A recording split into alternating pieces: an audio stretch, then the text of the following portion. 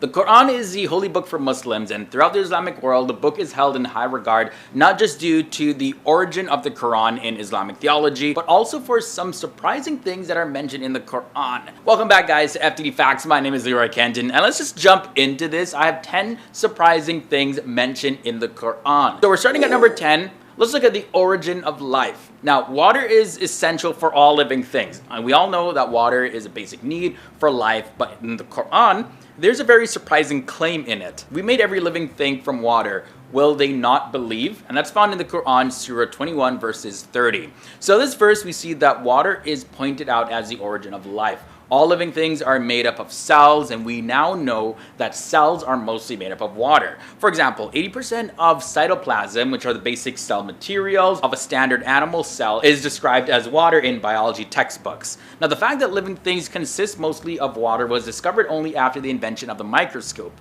In the deserts of Arabia, the last thing somebody would have guessed is that life came from water. There's also a surprising claim at number 9 about iron. So iron apparently is unnatural to Earth, and it did not form on the Earth but actually came down from outer space. This is according to many scientists who believe that billions of years ago the Earth was actually struck by meteorites, and now these meteorites were actually carrying iron from distant stars that had exploded, and they landed into Earth, and then we had iron. Now in the Quran, it has this to say about iron. We sent down iron with its great inherent strength and its many benefits for humankind. And you can find that in the Quran, Surah 57, verses 25. So the Quran uses the word sent down for iron. So this verse points that iron is not an earthly material, but was sent down for the benefit of humankind. Now the fact that iron came down to Earth from outer space is something which could not be known by the science of the 7th century. The giant body crashed into the center of the planet and gave Earth its iron core. Sky's protection comes in at number 8. Now the sky plays a very important role in protecting the Earth. The sky protects the Earth from the lethal rays of the sun. If the sky did not exist, then the sun's radiation would have killed all life on Earth. So pretty much the sky acts like a blanket wrapped around the Earth to protect it from the freezing cold of space. Now the Quran asks people to consider and ponder upon the sky in the following verse. We made the sky a protective ceiling, and yet they are turning away from our signs. And you can find that in the Quran, Surah 21, verse is 32. Now the protective properties of the sky were discovered by scientific research conducted in the 20th century. The sky protects the Earth from the lethal rays of the sun. If the sky did not exist, then the sun's radiation would have killed off all life on Earth. Another surprising thing mentioned in the Quran at number 7 is the mountains. Now the Quran points our attention to a very important characteristic about mountains. And the verse goes as follows. Did we not make the earth a resting place and the mountains as stakes? And that passage, by the way, is taken from the Quran, Surah 78, verses 6 to 7. So the Quran indicates that mountains have deep roots by using the word stakes to describe them. Now, in fact, mountains do have deep roots, and the word stakes is a very accurate description for them.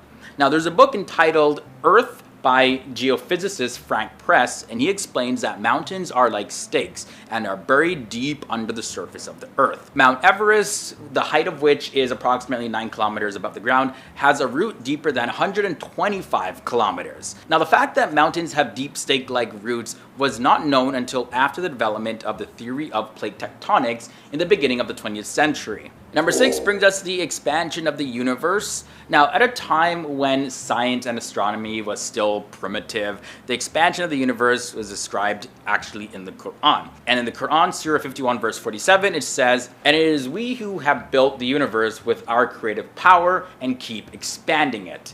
Now, the fact that the universe is expanding was discovered in the last century. Now, the physicist Stephen Hawking, in his book, A Brief History of Time, writes, "The discovery that the universe is expanding was one of the great intellectual revolutions of the 20th century." Astronomers think that the universe appears to be expanding at an accelerating rate. Alright guys, so far we just looked at 5 surprising things mentioned in the Quran. I have 5 more to go, but if you guys are enjoying this so far, be sure to leave a like on this episode. This lets us know which FTD Facts videos that you want to see more of. And by the way, if this is your first time here to this channel, be sure to hit the subscribe button and ring that bell. That way you'll be notified of our daily episodes. I definitely don't want you to miss any of them because we teach you something new every single day. Okay, so with that said, let's continue with this episode. At number 5, we have the sun's orbit. That's also mentioned in the Quran. So back in the year 1512 AD, the astronomer Nicholas Copernicus put forward his theory that the sun is motionless at the center of the solar system and that the planets revolve around it.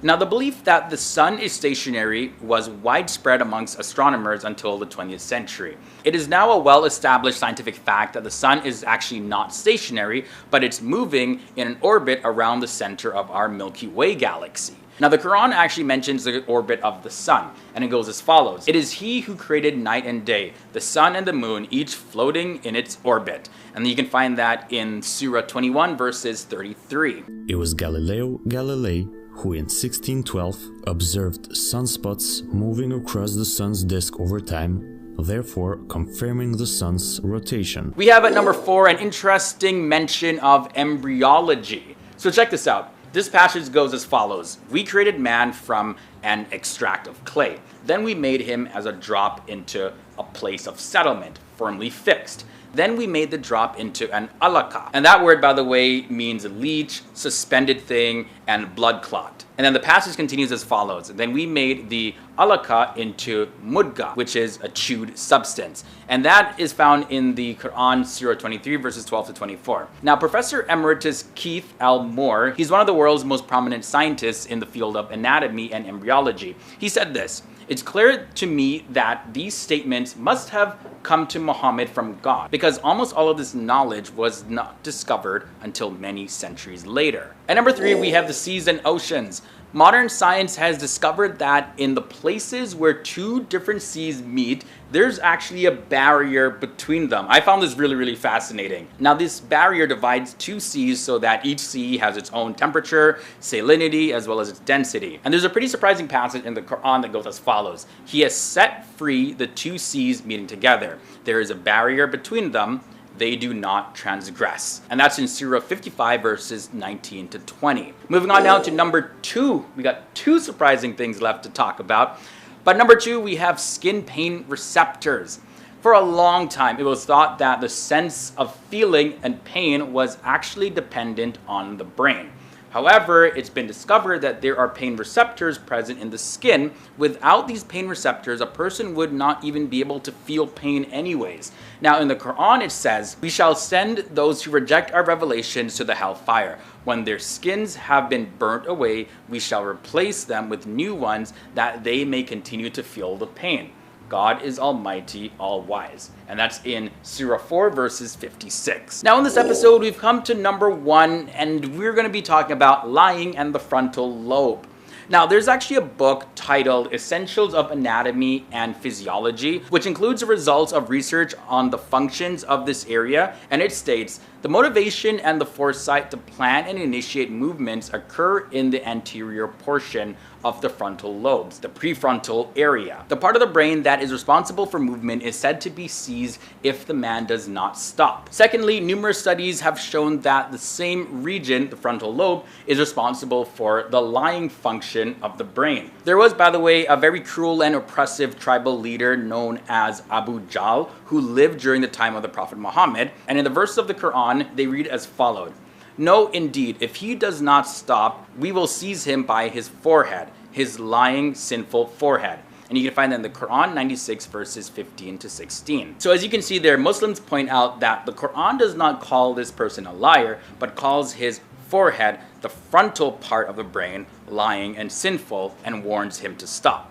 And just like that, guys, we've wrapped up another episode here on FTD Facts. Those are 10 surprising things mentioned in the Quran. Be sure to let me know down below in the comments your thoughts about anything that I shared in this episode. Or if you have any other views and comments that you want to share, sound off down below, join the conversation. Now, before I head out of here, just a reminder, my social media links are below in the video description section, so you can follow me over there as well.